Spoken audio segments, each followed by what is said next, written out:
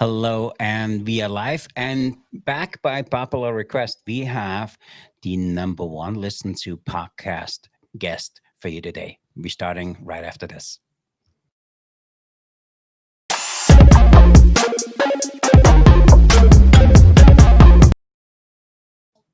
Hello, and we are live. My name is Christian. I'm the host of the Disruptive Chef Entrepreneur Show, and I'm here with our special guest chef, Chris Cummins. He has an honorary chef's title because he got 42,000 downloads on our podcast. Thanks for our listeners to listen to Chris and what he has to say. And by request of so many people listening to the podcast, we ask him back for a second dose of Cummings. So, Chris, welcome back to the show. Christian, thank you. It's a privilege to be here and hang out with you, and I just so very much enjoy our conversations. Thanks for the opportunity. So since the last show, first off, let's catch up. Since the last show, what have you been up to? And we had our conversation back in January. Feels like 2 years ago. That is wild. 42,000. Sorry, I stand corrected. 43,008 downloads. So we appreciate you participating in our show, Chris. Oh, it's my pleasure. What have I been up to? I'll tell you. A friend of mine asked me that the other day, and I feel so fortunate. Like there are aspects of any entrepreneur journey. There's some things you enjoy, some things you don't, right? But I'm having so much fun. I discovered a new button on my mixer, for example, and you can just say I'm having so much fun. And I don't. What do you about? So I never curse on the stage. I never curse in a keynote. I never curse with client. I just don't, right? I might, behind closed doors with a very good friend, but this button is just so amazing.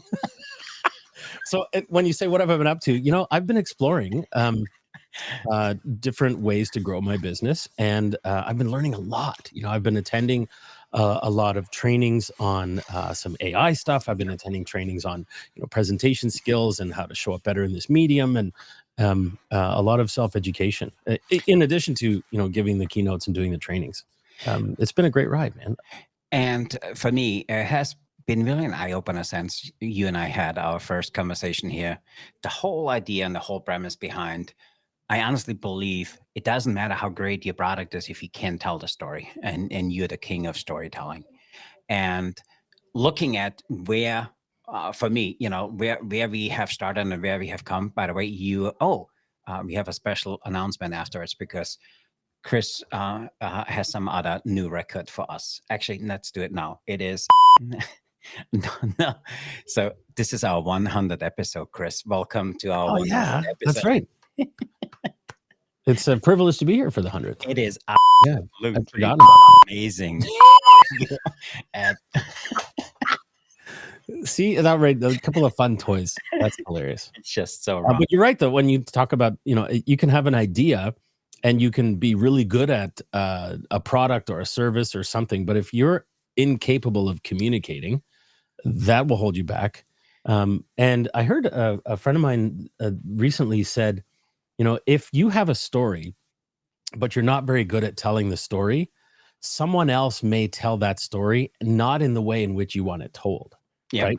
As a CEO, if you can't get in front of messaging and if you can't, create a compelling story and a narrative, someone might put a negative spin on it and then launch that one, and now you're playing catch up, right?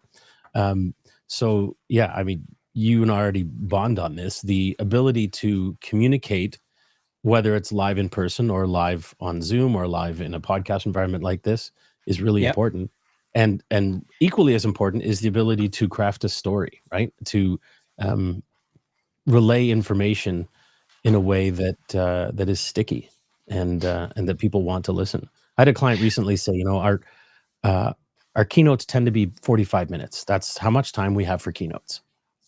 Yeah. And I said, if you can give me an hour and a half, I will tie a bow on that. Like we can, and the hour and a half for a keynote slot. No. This is, 800 salespeople. They won't sit still for more than 40 minutes. And I say respectfully, they will go to a movie for 2 hours and sit still. So don't tell me they won't sit still. Tell me you haven't been putting engaging folks. So anyway, we end up doing, most of the time I get hired for a keynote. I ask and I push pretty hard to get the full 90 minutes so that we can weave in some humor, some intelligent humor, some storytelling, some wisdom, some case studies of examples, and you weave in an experience. It's more challenging to do that, to win over the audience and inject humor and inject inspiration and inject wisdom, if I've only got 35 or 40 minutes. So you give me that 90 minutes, we can package it in chunks of stories and nested stories that are really powerful.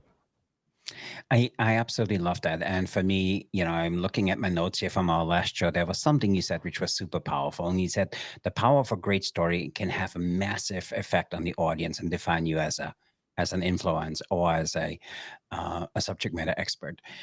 Talk to us a little bit more. And you also deferred a little bit to on the last conversation that some of the skills or the storytelling are nonverbal. So can you talk to us a little bit about that? Some of the skills of storytelling are nonverbal. I would say most, Mhm. right? And of course, verbal is the words we're using, but there's also the sounds that we're using. It's the vocal variety, the intonation, right? Your level of enthusiasm. Um, we could even talk about projecting our voice, right? Let's say I have no microphone and I'm in front of 110 people. And you've seen this before. We all have, right? We're at maybe a breakout or something, maybe 60 to 100 people, and someone says, "Here's your microphone." No, I don't need a microphone. I'm fine. I don't need a microphone. Can you guys hear? And they're yelling, right? And the people at the back, I don't know if I can maybe hear them, sort of, but the person, for whatever reason, doesn't feel comfortable having a microphone. So what they have to do, Christian, is they have to raise their voice. They have to raise their volume, right? They have to make more noise come out of their mouth. The problem then is if you're doing that and you have to raise your voice and you have to speak really loudly, you don't have as much room for vocal variety. That's tiresome. So I could tell the story in a completely monotone. There was a time when I fell off my bike when I was young. Or I can say, there was a time when I fell off my bike. I was really young. So what you're hearing is changing in the pace. You're hearing a change in the tone. You're hearing a change, the pace and the speed, right? And the vocal variety. There was a time when if you want to see whether or not vocal variety matters, listen to the radio, but listen for the sound of the speakers, not the words. A great example is news talk radio, right? You won't hear them get on and say, "Bah, bah, bah, bah, bah, bah, bah, bah, bah, bah, bah, bah, bah." You'll hear them say, "Wah, wah, wah, wah, wah, wah, wah, wah, wah, wah, wah, wah, wah, wah, wah, wah." So much of what we're communicating has nothing to do with the words. The words are important, but it's your delivery and your body language, your facial expression, all of those things matter. Yeah. For me, I so agree with everything you said. And I think that what makes you so amazing in what you do, because you have that innate ability to tell an amazing story. And it's not just the way you communicate it as the whole you. And for me, it reminds me a lot. As I was young, I was in Austria. I was listening top 40 Casey Kasem. Do you remember him? Top 40. The next song was number 7 in there. And Yeah, he's I one of the love, greats, right? And you yeah. can hear his vocal variety. And and as I came to the US and I told people I listened to Casey Kasem, and then as I met him, by the way, his voice didn't match the rest of his body, but he was amazing of what he was so good at, because not only was he entertaining, I think he was educational, and he kind of made you learn and remember things. I absolutely loved the way he had he had you when he spoke. And for me, I didn't understand half the stuff he was talking about back in the day, but I always loved to listen Saturday morning, Casey Kasem and Top 40. And that was just absolutely amazing. So talk to me a little bit, because you give speeches all over the world. How do you do it with different culture, and how do you have that cultural preservation when you tell a great story? I would say part of storytelling is knowing who your audience is, right? Mhm. Um, Not just who, but what's their life like? What's their lens on the world? What's their day like? Where do you fit in the program and the agenda. If you're kicking off a conference, it's a slightly different vibe than if you're coming in after lunch, and it's a different vibe than if you're doing the dinner time while they're eating, dishes clanking. That's a different vibe too, and you need slightly different approaches for those. So knowing your audience and knowing who's there, right, matters. Now, when you talk about cultures, I have found that you can win over an audience when they start to realize, oh, this guy gets me. Like, he understands a little bit, right? And or he's at least tried to understand me or what I'm going through as an audience member. Here's a little it's something I don't tell too many about, although I was telling my friend Deb on her show a couple of weeks ago. I have made an effort to learn how to say hello and thank you in as many languages as I can. And it's, oh my gosh, one-on-one or one-to-many in an audience, Christian, it serves you very well. I'm sure you already know this. You're multilingual. I mean, if you can say hello or thank you in someone's mother tongue, it changes the relationship. I was at a doctor office recently, and one of the receptionists is from the Philippines. She speaks Tagalog. One of them, I can't recall exactly where she's from, but she speaks Urdu. I make a point, instead of saying, what languages do you speak? I make a point of saying, hey, I'm trying to learn how to say hello and thank you in as many languages as I can. I'm curious, do you speak more than one language? Inevitably, they speak 3 or 4. It's fascinating to me, right? And so I've learned in Tagalog from the Philippines, to say salamat, thank you, salamat sayo. Is longer version of thank you. Friend is kaibigan, aki kaibigan is my friend. Salamat sayo, aki kaibigan, thank you, my friend. So the receptionist, when she handed me the papers back, I just said, salamat sayo. And she's sort of looked at me, what? What? And I said, she said, how you know this? And I said, kaibigan. And I said, can you be my kaibigan? And then you say magandang gabi as you walk out, and they just, what is going on? So the lady beside, she was grinning ear to ear, although she didn't speak Tagalog. And she was clearly affected by this conversation too. And I said, I'm curious, do you speak more than one language? Oh, I do. Which language do you speak? Oh, I speak Urdu. And I had to close my eyes for a moment, and I remembered that thank you is shukriya. And thank you very much is apka shukriya. Blew our mind, Christian. So when you talk about presenting to other cultures and presenting to groups whose first language might not be English, if you can start a presentation or within the first minute or two, use words and references and cultural tie-ins to the world of your audience. I mean, you see them, they put their phone down, they sit back and they just go, oh, this guy, he's done his homework, this guy. So if I can open it up, if I know there's one culture very well represented, if I can open it up with a few sentences or a few words from the mother tongue of most of the attendees, I mean, you get it, right? You get it. I totally get it, and I so relate to it, because especially in the hospitality industry where we have just so many different cultures, and for me, I love that, because it's not just by storytelling, it's even interacting with them. How amazing would you be if you walk into a kitchen or in a restaurant for all of your employees and you could say hello in all of their mother tongues, or thank you, or please? I think that's super powerful. So I do try to certainly hello and thank you, I think, are incredible. They just grease the wheels of international commerce, right? But if you can also learn one or two friendly, playful words, they just kind of look at you. There's a family that owns a parking lot downtown, and they speak Amharic from, I'm trying to recall if it's from Eritrea or the country bordering Eritrea. I'm blanking on it right now. But I pay my $20, and the person's very gruff, like, go park over there, And I said, I'm a zignachlau. And you should just see the brakes slam on the. Who? What'd you say? How you know these? And I say, friend. He goes, you become a, hey, come on. You know, and we're bringing 3 buddies over now. And now we're 4 friends. They're like, no, keep your money. Go park over there. Yeah, I love that.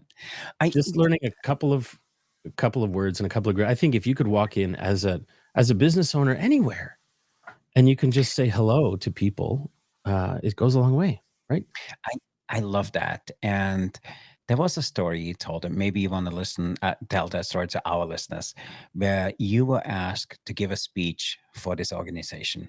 You got in there early, you sat in the audience, you talked to people which were employees at the location. And then when you got up on stage, I mean, nobody tells a story better than you. I let you tell a story. But as you said that to me, that was so profound, because sometimes the smallest things, and I think that what makes you so good at it. For you, this is not a job. I think this is your calling, and It's you're fun. so innately good at it. And I think just taking the time to sit there and listen to what some of the people have to say about the organization and the impact the story had. So I let you tell that story and how that speech went, and how the speech finished up.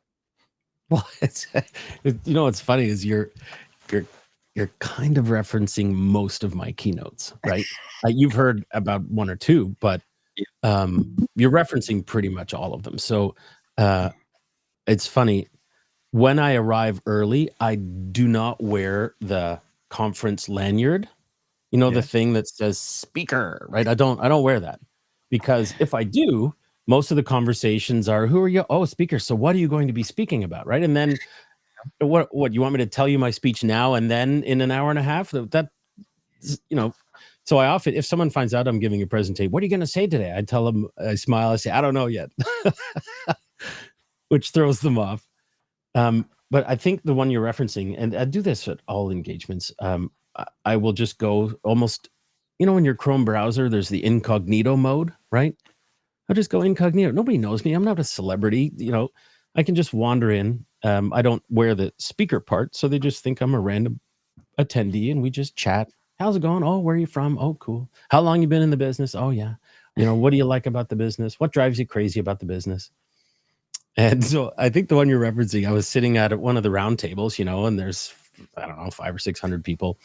And she's just telling me everything, and I'm loving it. You know, I'm not even writing things down. I'm going up in, you know, 15, 20 minutes. I think we're on break at that point. And she would just give me great examples that were dovetailing with my research that I had done previously, right? I'd interviewed a whole lot of members of the industry. And then this person was giving me very concrete examples that I could also tie in. Mhm. And so I got up there for my hour and a half keynote. That one might have been an hour and 15. I pushed hard for 90 minutes, man. But sometimes they just don't have the guts, or they think they don't have the time, right? And every once in a while I'd glance over and you could see her sort of like, you could almost see in her face, like, I told him that 10 minutes ago and it made it into the keynote. You know, I enjoy finding really relevant examples, Christian. Mhm. And one of the best ways to do that is arriving the night before or the morning of and chatting with people, and then sitting at the table and just being among hey, I'm an audience member just like you are. Let's have a chat. And when I find I great content that can dovetail with my message, I just like, oh, we're going to be sharing that little tidbit. I absolutely love that, and I want to see her face saying, "Oh, this is the speaker." I didn't know. You know, I told him all of Yeah. that. When he goes, Well, that "Hold on." happens. So that does happen when I tell most introducers, I tell them, I will interrupt you during my introduction. And the interruption will just be me saying, woohoo, that's me. Right. So they say, our next speaker has done some things and blah, blah, blah. And then when they say Chris Cummins, I tell them, be prepared, you know, that I'll yell woohoo, that's me. And then I'll sit back down again, and then you can just continue. And then so I never want to terrify the introducer, right? I want them to be prepared. So I'll be sitting at a table, and randomly some guy in the audience, right, as far as anyone's concerned, and they'll say, okay, ladies and gentlemen, our next speaker, Chris Cummins, he's done some thing, or our next speaker they've done those things. His name is Chris Cummins. I stand up and say, woohoo, that's me. Really loud. And in a room of 500 people, you see everyone just kind of, whoosh, what? And then the introducer will usually say, yeah, that's him over there. And then I sit back down. The person who's sitting beside me, who's just spent the last 10 minutes chatting, is sort of like, wait, what? What? That's fun. That's fun. I love that. So let me pivot the conversation a little bit, because you are just a master in giving speeches, and you do so many things for TEDx, and there's a lot of people which would love to do what you do. But how do you take a message which is usually that big, and how do you bring it into the 18-minute to be a TEDx talker? And how do you take that information, first of all, make it relevant, make it engaging, and have people, stand up and say, I want more of this guy. So for me, I think the skill is, how do you bring the message, or how do you condense it down to that short period of time to have the same impact as an hour and a half keynote? For starters, an 18-minute talk requires more preparation than an hour and a half. Mhm. You only have so many syllables that you can use, and then you're out of time, right? Yeah. So oftentimes when clients say, well, we've heard you've done 7 TEDx talks, can you do a TED style talk for 15 or 20 minutes? I'll say, respectfully, I don't think I'm your guy. If that's what you're looking for this conference, I don't know that I'm your guy, because I can research your industry, your happy clients, your upset clients, your very engaged employees, the folks who are struggling, your senior leadership team, Mhm. and then I will craft a thing that will help them move the needle in their business. But for 18 minutes, it's very difficult to customize it and to deliver, in my opinion anyway, Yeah. the depth of behavior change, or at least information relay, that I would Mhm. like to. But when you ask, I just was taking notes when you were asking that question. You said, how do I make it relevant? And how Yes. do you make it engaging? I'll tell you, humans. You make it, Yeah. you make it very, very human. And I think a lot of presenters, a lot of our peers who give speeches, even if they do survive on stage, how did it go? It was fine. The guy didn't die. It was okay. You know, a lot of them are the ones that say, okay, here's my 6 ways to do thing. As you can see on slide 1, it says this, slide 2, it says this, bullet point 3 rather, and bullet point. We've already read all 6 bullet points, so you don't have to read them to us. Mhm. And it's this sort of very, very high level, not much depth to it. The audience is engaged for a bit and then not engaged, and then engaged. I'll just read your slide and then I'll be disengaged again. When you ask, how do we make it relevant and how do we make it engaging? The more real, in my opinion, the more real you and I can be on the stage, and the more revealing of our own humanity, the more attractive it makes us as presenters. Mhm. Um, and it's 2 things come to mind. One, self-deprecating humor is very, very effective. If you make fun of someone else, it makes you look bad, and it harms someone else. But you can make Yeah. fun of yourself, and it helps the audience think, this guy doesn't take himself too seriously, right? The problem is, if you engage in self-deprecating humor about your area of expertise, that's a problem. If you're doing if you're doing a training on time management, and you make fun of the fact that you're not organized, well, that you've just destroyed your credibility, right? Um, but self-deprecating humor, where you reveal your own humanity, makes you attractive. And it took me many years to learn this, Christian. Um, I thought that if I revealed my flaws to the audience, they would know I was broken or somehow imperfect, and therefore I would be less credible. I wouldn't be taken seriously. They would just not want my message. They wouldn't hear it. The opposite is true, man. The opposite. The more they can see, he's just a dude. He's just a guy, and he's got some flaws. We've all got flaws. It actually, I've discovered, the more I reveal about my flaws to an audience, for lack of a better term, the more attractive the message and the presentation becomes for the audience. So when you say, how do you make something engaging and relevant? You have to craft it very carefully, but we reveal your humanity and, your realness and your struggles in your own life. And they go, This guy he's not trying too hard, and he's flawed just like I am. I think I'm willing to listen. I can listen to this guy, right? Whereas if this guy is absolutely perfect, his life's amazing, he's made jillions of dollars, and he's just phenomenal. I've done this. We put people on this pedestal of unachievable, right? We say, well, I mean, look at the guy. I couldn't possibly achieve what he's doing. That's just not possible. Then we're not going to listen to what the guy's saying because we don't even think it's possible for us in the first place. Yeah. But on the flip side, the number of times people have come up to me and said, Chris, it's funny, you didn't strike me as a keynote speaker up there. You were just a guy chatting with us. That, my friend, is how you make it engaging and real. Now, if I can take it a step further, if you don't mind, how do you make it engaging and relevant? It's conversational. Very few speakers do this effectively, but the ones that do are so good. And that is, you are having a conversation with the audience. And as a presenter, the sooner you learn that, the better. Most of us presenters, though, we just talk to fill the air. We're like talk with no silence. But if you can say something or ask a question of the audience, you and I both know they're not going to say the thing out loud, but they are answering the question. So to make it really engaging, you as a speaker are having a conversation with one audience member. It just so happens you're duplicating that 500 times. You're not having one conversation with an audience of 500 people. And that's where I think a lot of us fail. We think, I'm a speaker, you're an audience, you're a great audience. How many people in the audience today have ever done this? Have you been in an audience where you're an audience and you're doing audience-y thing?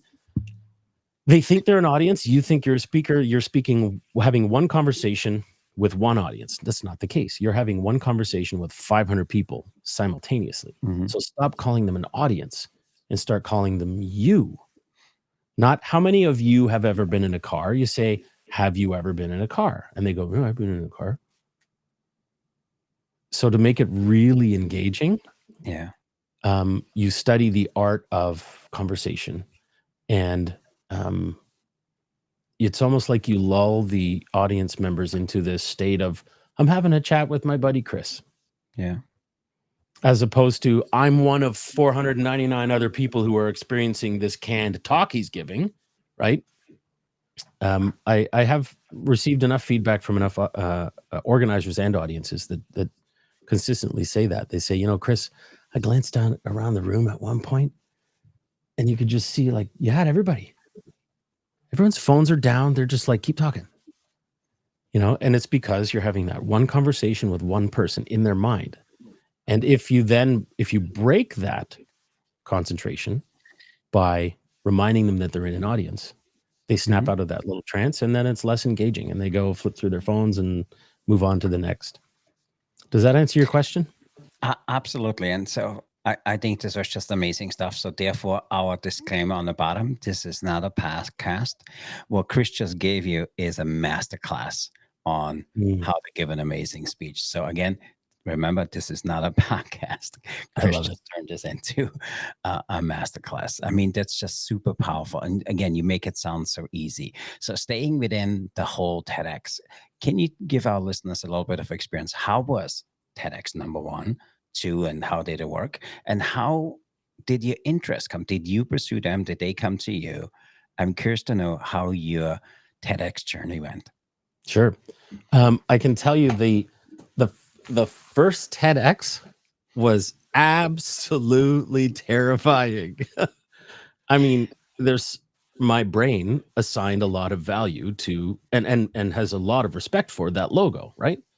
Those 3 red letters on the stage, or 4 TEDx on the stage, you walk into the room and you see that on the stage. My brain was just like, I almost reverence, a lot of respect for this brand. And so my brain also said, okay, Chris, there's a lot riding on this. There'll be a lot of people seeing it, and it's being recorded, and it's multiple angles, and it's not about the 1, 2, or 300 people in the audience live. It was terrifying, Christian, to the point where when the video came out of that first one, the TEDx IB at York, it was called, and it was called A Passion for Motivation. I couldn't watch it. Like, I hit play on the video, and I hit stop 4 seconds. Like, who is this guy? I can't watch this guy. I can't. I know that I was nervous, and my nerves showed, and I spoke a bit too quickly, and I paced a bit too fast, and I moved around the room less deliberately. It was terrifying all around, the whole thing. My friend calls it the first pancake. I Like, the mean, first pancake you make suck. that happens to a lot of us, but how do you get over that? And I'm curious how this is going. But listen, I think there's so many of us, especially when it's super important. And for me, I have no idea what the pressure would be to be speaking at a TEDx, but I think I would do more than just speak fast. But you know, Probably. but I can so relate to that. Go ahead. Just you're spot on. So, what we have to do as presenters, and I think all of us have to do for every presentation, is we need nerve management programs. We need to find a way to manage our nerves, to regulate our breathing, to decrease our heart rate. I've studied how to decrease my heart rate on purpose, so that when backstage, Chris heart, thump, thump, thump, thump, thump coming out of my chest. Like, you need to reduce your heart rate. You may know this. I've listened to quite a few podcasts and studied a lot of this stuff. By increasing the pressure in the air pressure in here, you've put pressure on your heart, and it causes it to slow down. I can't remember exactly why, but if you create a vacuum in here, then it causes your heart rate to increase. So if I inhale quickly and then I exhale slowly, by like creating pressure in here, my heart rate decreases. That is on purpose. That is a nerve management program that I do before my keynotes if I'm really freaked out, right? When you ask what was the journey like, I can tell you, walking into that room the first time, I almost felt faint. I could feel the blood like leaving my brain. And that's the whole what's that line from Eminem? His knees are weak, his palms are sweaty, he's got vomit on his sweater already, it's mom's spaghetti. Right? Brain is giving you the silent treatment. Yeah, it's like the executive functioning switched off, and I thought to myself, I don't even remember what I'm supposed to say. So I went to the green room, and that's why they have green rooms at presentation areas, so you can go just get grounded, have some water, do some stretching, and then review your notes. Even after the fact, I remember my adrenaline was just sky high. Taking photographs with the logo and interacting with the curtains and things. It was very, very stressful. When you ask how did the TEDx organizations end up putting me onto the stages? I have found that any TEDx to which I've applied to speak has said no. So every time I've been involved in a TEDx, it's because they approached me. Yeah. And that's it's a principle from, what's his name, Steve Martin, right? The phenomenal comedian Steve Martin. He has a biography called Born Standing Up. One of the things that Steve Martin's father taught him was be so good they can't ignore you. Right? I love that. And just get so good at your craft that you will get asked by organizers to be on the stage. But unless someone has seen me impact a stage, they don't know if I'm any good. So, the application process is very challenging. So I would say being nominated, or organizers speaking with other organizers saying, "Oh, incredible, like very credible speaker. He's going to make you look good. Maybe put him in on the last slot to really set the room on fire at the end of the day, or put him in the first slot to really, amp up the energy and get people in a good space." Oftentimes, I remember the last bunch, there was a call that came in, "Hey, we don't have a budget. Would you be willing to speak at our TEDx?" And you're like, I'd be willing to. I'd be willing to do that. Yeah, it's like I say, it's very rewarding, and then it's just like a muscle. The more times you give any presentation to any audience, TEDx or otherwise, The more times you do it, the more calm you become. Um, and because your muscles grow, right? You pick up that 10-pound weight when you've never done it, it's heavy. Eventually you get to 30 pounds, you're like, oh, this is okay. Yeah. It's the same thing with all of these things. The more times you do it, just the more calm you become and the better you get at it. I love that. I'm also curious, bring us into the room. What is the backstage like? How big is the stage? How close is the audience? When you watch some of the TEDx, it looks like the audience is right there. It's not like a traditional studio. Talk to us a Mhm. little bit about the behind the scenes. What is the atmosphere like when you walk into a Sure. place like Well, not I think, I know it depends a lot on the venue for that uh, particular TEDx event, right? So it's intimate. In some cases, there are 100 people there. In some cases, there are 2 or 3 or 400 people there. Um, I have yet to be invited to speak on the main TED stage at the annual TED conference. Aspirationally, I would be thrilled to be able to do that. That's a much larger stage and a larger auditorium. But all of them have the red circle, right? You have to stand in the red circle. It's part of the branding thing. Yeah. And pretty much all of them, because they're being filmed and they're being filmed well, they have lighting. And when you have lighting on the stage, as a speaker, if you're not accustomed to rehearsing with lighting, it really throws you off. And that's when people get on the stage and they're like, whoa, is it ever bright? It's bright up here. These lights are bright. They're shielding themselves. Yeah. So you want to practice with lights, right? You want to practice having light blinding you so that when you get up there and you can only see 11 people in the front row, that you're still comfortable with it. Mhm. But when you walk into that room, yeah, it's most often it's a red circle and there's a red TEDx logo on the stage somewhere, and it's otherwise fairly sparse. Sometimes there's a plant or a chair or a stool. Yeah, and then you go to the green room and everyone's, looking at each other. I can't believe I'm here. Can you? I can't believe I'm here. You can believe you're here. I can't believe I'm here. And there are a lot of nerves, which is very normal. Heck, I still get tense for every keynote. So if you're waiting for the nerves to go away, my friend, maybe stop waiting because they just don't disappear.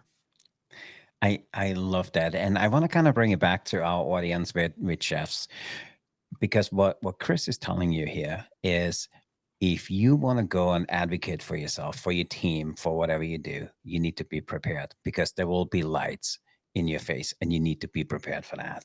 Also, what Chris is telling you here, if you can advocate in short words, and and not like you said, you're gonna just talk without having the gaps, the message from the other person, they will not hear it the way it's intended to hear. So the reason I asked this question is very deliberate, because I feel with chefs, we don't do a good job advocating for ourselves. We feel Mm. that people should see that we great, because we shouldn't have to tell them, because if they see how great I am, I never need to ask for anything. But Chris and I call it SAM. It's sales and marketing, and being a good storyteller is part of that. Because if you are not able to market yourself and sell yourself, it's other people will not come back to you. And Chris said it. He's a seven-time TEDx talker. And I advocated, I applied for it and I didn't get it. So you need to be ready when the time comes. And the reason I like to have these conversations with Chris is, I hope our listeners realize that this is getting you ready for the next level, for the next step, because we all are at a point in our life where we need to advocate for ourselves, and where we need to be able to tell who we are, which is the story Chris is talking about, in the natural human way. I love the way you said it, is because then they will buy into what you, not just telling the story, but you will enroll them into the story. So Chris, maybe you can help us kind of bring it back to the culinary industry, or to an individual, because it could be one-on-one, this conversation, it could be one to many. And the higher you climb up the ladder, it moves from one-on-one to one to many. And this needs to be a deliberate skill, us culinarians, hospitality professionals need to learn. And for me, the reason we ask Chris back is because he's absolutely a genius at it. And again, here comes my disclaimer, because the nuggets he just dropped here is more than just a podcast. This is a masterclass, and I encourage you to listen this over again. And if you have a friend who needs this, send him this recording, send him a link, like this episode, because this stuff is unbelievable. And it's just amazing stuff, Chris. So thank you. But can you help our chefs a little bit with that to convey what you just said? Because it doesn't need to be the power of a TEDx talk. But I think for a chef, it can feel like walking into the general manager's office where he said, you have 5 minutes to give me what you need, therefore concising your information. Can you talk to us a little bit how a hospitality professional or chef can take the learnings you have and you perfected over the years to make them successful in telling their story? I am delightfully old school, and while you were speaking and sort of crafting the question, I was taking some notes here too. And the first thing that came to mind was passion, followed by enthusiasm, a genuine enthusiasm. Genuine is key, because I think a lot of us have fake enthusiasm, right? We see it on YouTube, we see it with influencers, and it's funny. Someone said, how do you be interesting? I can't recall who said it. If you can help me, or someone can put in comments or even email me, someone wise before me said, to be interesting, be interested. I love that. And what that means to me is ask questions, like find out what other people are trying to achieve. And then, if the thing that you have or the thing that you want to do will help them achieve that thing that they want to do, it's a no-brainer for them to say yes to it, right? So the more you know, if we're using the word audience, but the more you know about your audience, or the more you know about the person with whom you're speaking, the better equipped you can be to provide a solution to their needs and to help them get where they want to go.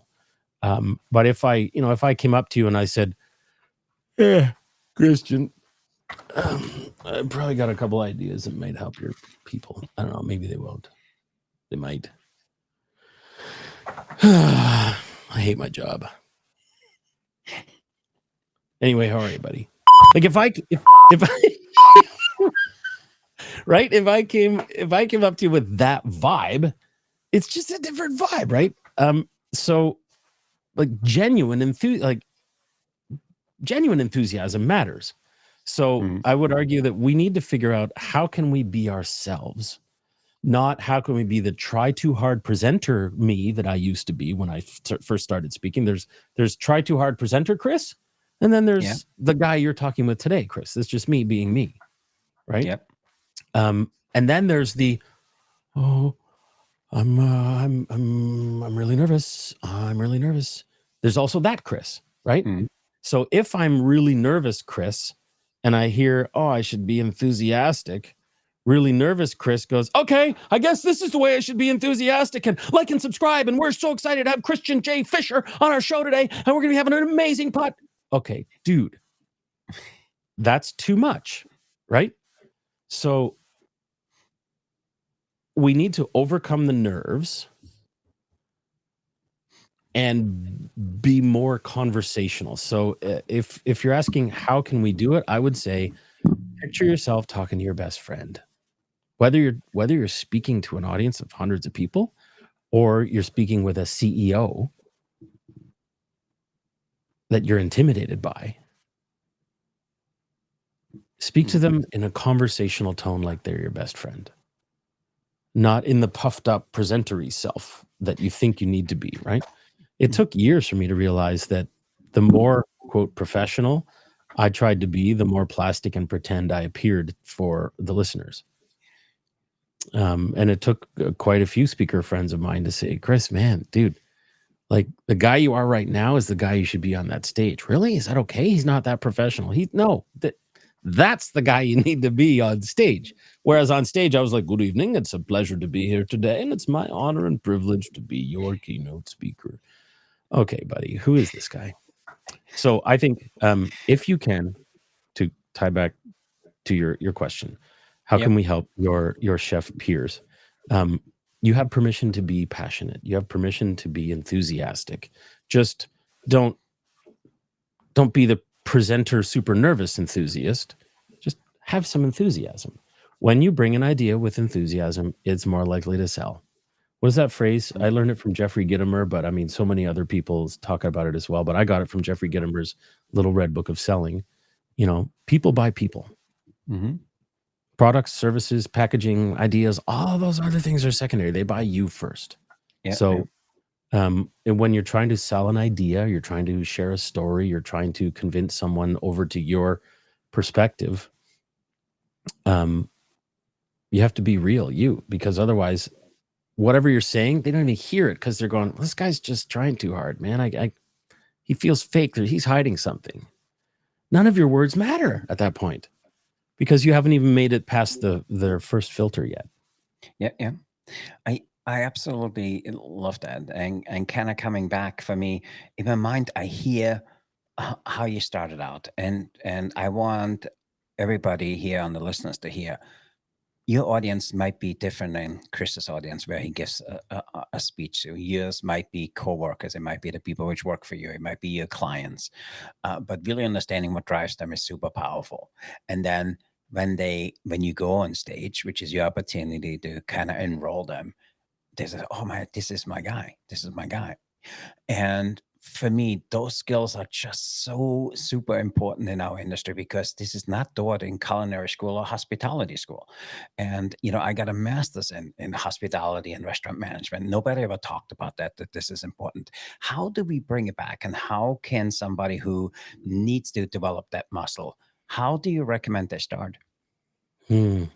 So off the top of our conversation today, Christian, we're talking about storytelling, right? Mhm. One of the ways to start a story is to say, I'd like to tell you a story. Another way to tell the story is over explaining by saying, I'd like to tell you a story about a time when I was 5 or 6 and I fell off my bike, but I got up again. I got back on my bike. I brushed the bruises and the scrapes off my legs and I kept riding. And eventually I ended up learning to ride a 2-wheel bicycle. The problem with that second version is even before you now tell me the story, you've already told me how it's going to end. Right. So then let me think.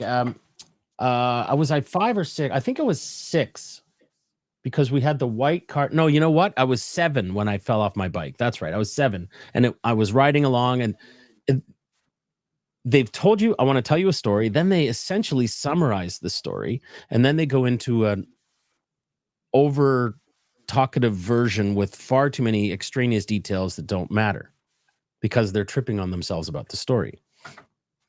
But if instead I said, before we get going, I want to ask you, do you remember riding your bike as a young kid, 5 or 6-year-old? I mean, well, you and I, Christian, right now, I'll just time out for a second. You and I right now are having a one-on-one conversation. Yeah. And I asked you that question. You were nonverbal, but you nodded, right?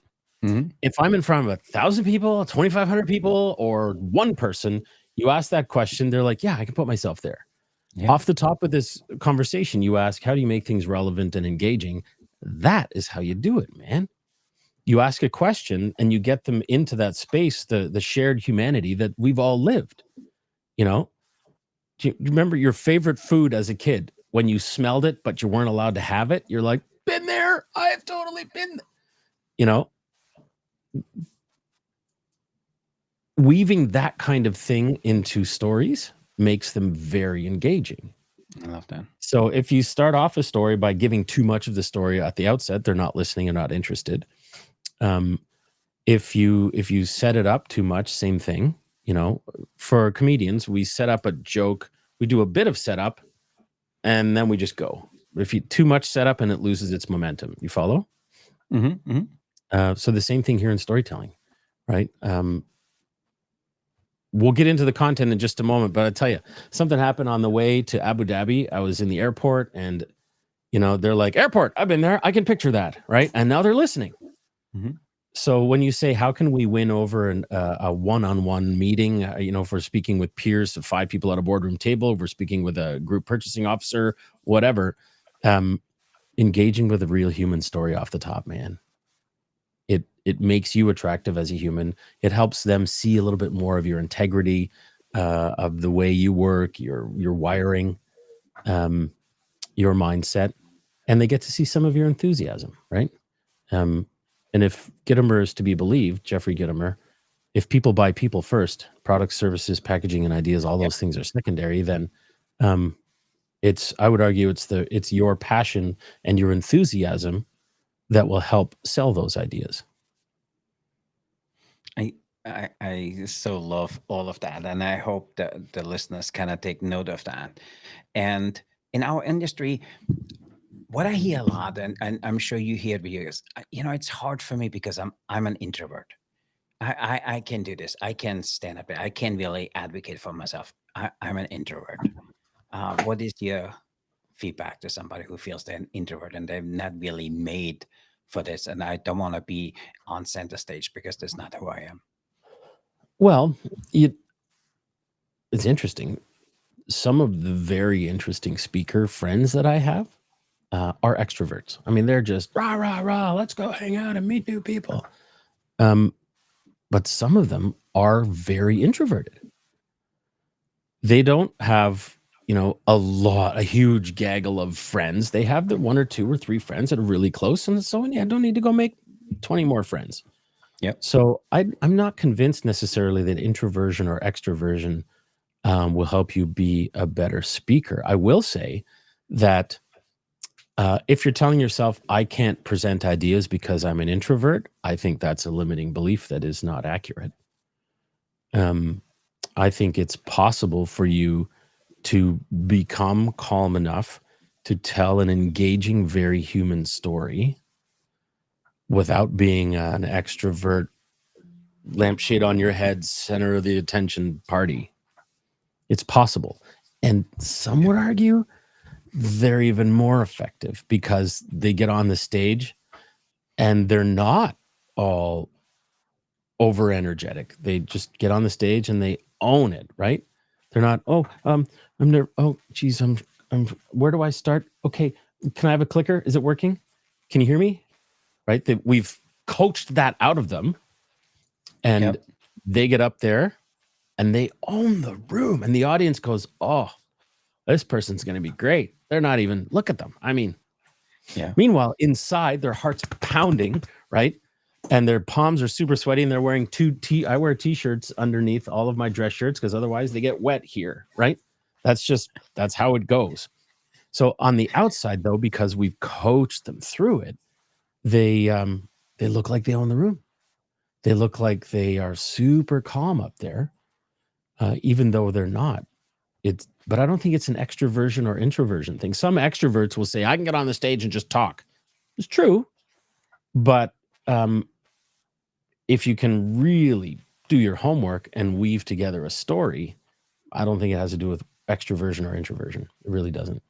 It has to do I, with having the right handrails and the right coaching and the right mentorship to become a phenomenal storyteller and a very real human being on the stage. And the only way, in my opinion, that you and I can be very real on the stage is if we either get rid of our nerves, which I mhm. don't think ever happens, or we learn to manage the nerves, right? We, in the words of Tony Robbins, don't try to push the fear away, dance with the fear. Yeah. The fear's never That's going to go away. powerful. So learn to just grab a hold and dance with it and become, accustomed to it and know where it's going to take you and just own the stage up there. Such good stuff. I could have this conversation with you all day long, and we coming up to an hour. We're trying to keep our podcast to 20, 30 minutes. So we just put 3 podcasts in the one. So because I just think the little snippets you give here as a feedback to the audience is just hugely important. Not just also important. I think it can totally level up your career, your business, and everything. And this transcends industries. This information is great if you're in the hospitality industry or not. So hopefully if you're new to our channel, you see the powerful tips and tricks Chris just shared. So Chris, I have 2 more questions. Number one is what role does feedback play in what you do, or if you want to tell your story? I'm just going to write that down. Mhm. What role does feedback play? Mhm. Well, whose feedback? It could be, if you do work on your storytelling skills, or if you do the public, um, um, speaking skills, if you work on it, or even if it's just in a informal corporate setting, getting feedback from the way you deliver your first information, or the way you deliver, um, something you're passionate about, the feedback you get from that to make your story or your skill stronger. So when you ask about feedback, it reminds me of a leadership coach named Marshall Goldsmith. Uh, he wrote a book called "What Got You Here Won't Get You There," Mhm. and I don't know, a dozen other books I think as well. Um, but let me see if I can share my document camera for a second. Yeah. Yep, we So see. when you talk about feedback, um, option one is you can get input from other people, right? Option two, the idea of feed forward, I think is really cool from Marshall Goldsmith. But there are sort of three categories you want to look at. You want to essentially get a sheet of paper and draw. Let me zoom out a little bit here so you can see it. We want to draw three columns, right? Pull it down. All right. So Mhm. we've got three columns. We've got what went well, what you could say what was tricky, or what went poorly. So we can say the plus, what went well, what was tricky or negative, and these should all be the same size. This is not on purpose. And this one here, the delta, or do, if I had a do-over, if Yeah. I could rewind time, what would I do differently? So the feedback, I'll just move my face up here. The feedback that you seek from others, in my opinion, you should not do until you've done this for yourself. So you should write down the things that you did well. You should also write down the things that were tricky. Maybe your phone went off during the presentation, or maybe you forgot your words, or you didn't have your slide, or your statistic was incorrect, whatever. You write down some of the things that were tricky. Then you also write down the things that if you had a do-over, if you could rewind time, what would you do differently? Knowing now what you know, having experienced it, what would you do differently? And chances are you would do many of these things again. Chances are you would not do some of these again, right? So the idea is you create this column of things that you would do differently if you had to do over next time. This is gold because you figured it out for yourself. And then ideally, if you can get into an environment where you can ask other people to do a similar chart, what went well, what was tricky, what would you do differently if you had a do-over? That, my friend, is incredibly powerful and positive feedback. The problem is when you say the word feedback, and that's why I asked you, from whom, a Yep. lot of folks have what they call, the feedback sandwich. It's like, here's a good thing, this part sucked, and here's a good thing. How was your speech? I like your shoes, you talk too fast, and your haircut looks nice. Like, that's the feedback. The problem is you and I are wired to not hear the positives because we just go for the negatives. So Yeah. we get this feedback from someone and we're like, oh my gosh, I sucked. Did you though? Or were there some aspects that were good? Yeah, there's some stuff that was good. There was some stuff that was tricky because you're human, and there's some things that you learn because you're human and you can do better next time. So when someone asks me, such as yourself, what's the role of feedback? Be very careful from whom you're getting the feedback. Um, you can do a talk to 500 people. Chances are 3 or 4 people are going to hate you. Mm. You're going to take that negative feedback and think, I suck. What did it? No.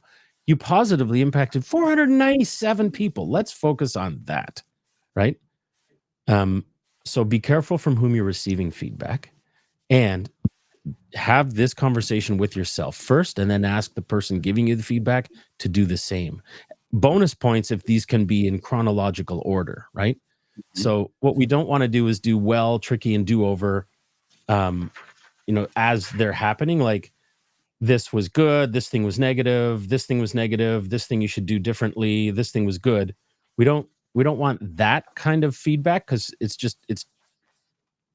too disjointed. But this kind of feedback where we realize, hey, I'm good at some stuff, and we can maybe even amp these up more because I have a gift for these, right?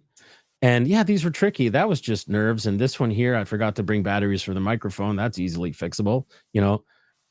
But without doing this part of the stuff that went really well, we can get just beat up about this part and then never go try again. And then the do differently. It's funny, right? If I give a speech, I can write down, here's the stuff I would do differently, Christian. And Mhm. chances are your feedback would be very similar. You would say, Chris, I agree. That stuff you did well, it was great. Those things that were tricky, totally agree. Yeah, you nailed it already. You already know what you're doing. And the Yeah. do-over, yeah, I don't have anything to add for that either.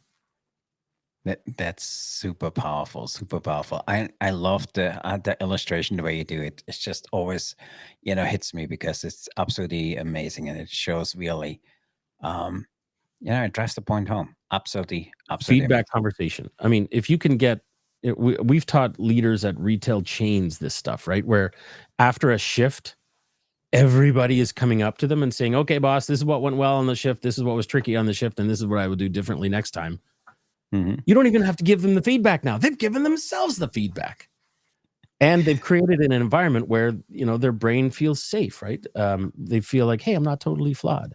I'm not just looking at the little things I need to fix. I'm also acknowledging the things I did well, which is really important in feedback. Very powerful. And my last question for you today is, what do you feel some of the upcoming trends and innovation around communication? What is coming a chef could be aware of and stay ahead of in the industry? What are the upcoming trends in communication? Is that what you said? Mhm. Yeah. What is some skills, some new things you picked up over the last few speeches, and something chefs should be aware of in order to stay ahead? Hmm. I will say I see a trend where presenters are using too many slides. Mhm. Um, and those of us who use 0 slides or very few slides are very refreshing for an audience. Yeah. So maybe that's a reverse trend, right? I'm bucking the trend, let's say. Mhm. Um, when clients say, "We need your slide deck by Tuesday," you're not getting it. You don't understand. We have to have it by Tuesday. I will not be sending it. That's outrageous. And I smile and say, "I don't use slides." And they go, "Oh, okay, fine." Right. Um, but you mentioned upcoming trends in communication. Here's where And I also, think what we do here, around digital communication, it doesn't need to be in-person communication. For you are so well versed in all types of communication, the one-on-one, the one-to-many, and also doing the digital format. What is something the chefs, if they do this tomorrow, could have a huge impact and stay ahead of the competition? it's going to sound almost too simplistic, but in my opinion, this is where the real gold is. Um, it definitely sounds too simplistic. Be you because everyone else is taken, right? Don't try to be someone else. Be you. And in this day of video AI creation, in this day of a lot of content creation, you're the best equipped person to be you. So don't try to be somebody else. Hmm. Just I think as well, authentic communication is key. Like people can tell when someone is over rehearsed Yeah, or trying too hard. Agreed? absolutely. Like if our conversation, if you and I were having a conversation that were memorized, or you and I were reading even worse from a teleprompter, it just feels weird, right? Um, so the more human you can be, I think this is a trend we're going in the wrong direction, frankly. But the most engaging presentations I've seen and the people I'm studying, they're very real. And they're Mhm. telling raw human stories in many cases that happen to them, which no one else can duplicate, right? Like I can read Seven Habits of Highly Effective People, and I can tell Stephen Covey's story about being on the subway and having the kid run up and down the subway making lots of noise. I can tell that story, and many other speakers can tell that story. It's not my story, Mhm. but there are so many things that happen in your life that are incredible human stories.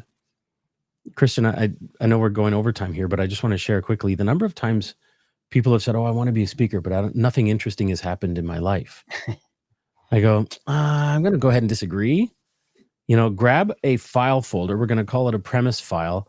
Most of the things that you think weren't that interesting for a keynote were because you weren't looking at the world through a lens of how could I use that in a keynote, right? Mhm. I am. And I have a premise file. And, in my phone, in my BlackBerry back in the days, and my Palm Pilot before that, I had the little notes. Thing happened at the airport, and I'd write down the thing that happened at the airport. All of those little micro interpersonal moments can be told in a presentation, and they're no one else's but yours because you lived them. So if you Mm. tell a story from your perspective because you lived it, it's really engaging.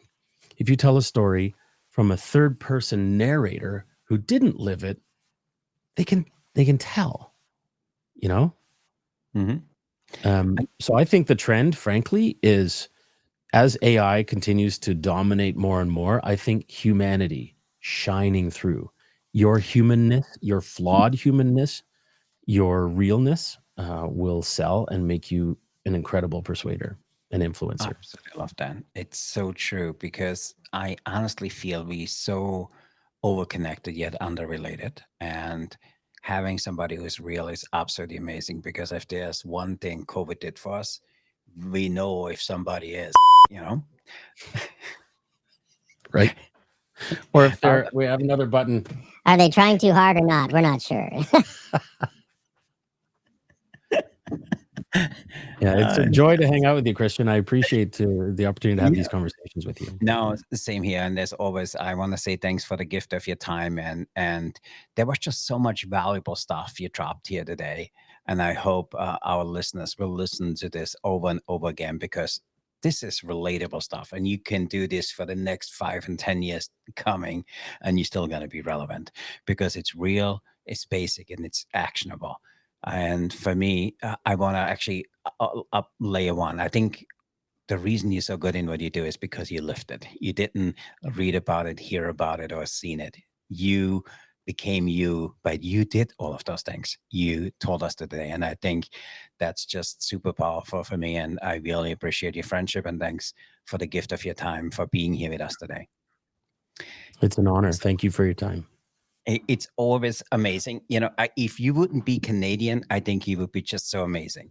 And if I can give you feedback, don't up uh, so no, Chris, we really appreciate it. And to our listeners, if you haven't done so, please join our private community. Get to the Disruptive Chef Club. You get a front row seat. You get information of the latest and greatest on what we do. And if we have any new programs, you will be in the front row seat to be part of those programs. So, Chris, tell our listeners, how can they get more Chris Cummings? Well, the easiest way is on the website, chriscummins.com, CHRISCUMMINS.com. You can find me on Instagram at Chris Cummins Speaker. And for viewers of this show, I'm just going to break all the rules and say my email address is chris@chriscummins.com. Shoot me a note. We Say really hi appreciate it. that you listened on this show, and I'm at your service. Christian, I've told you this before.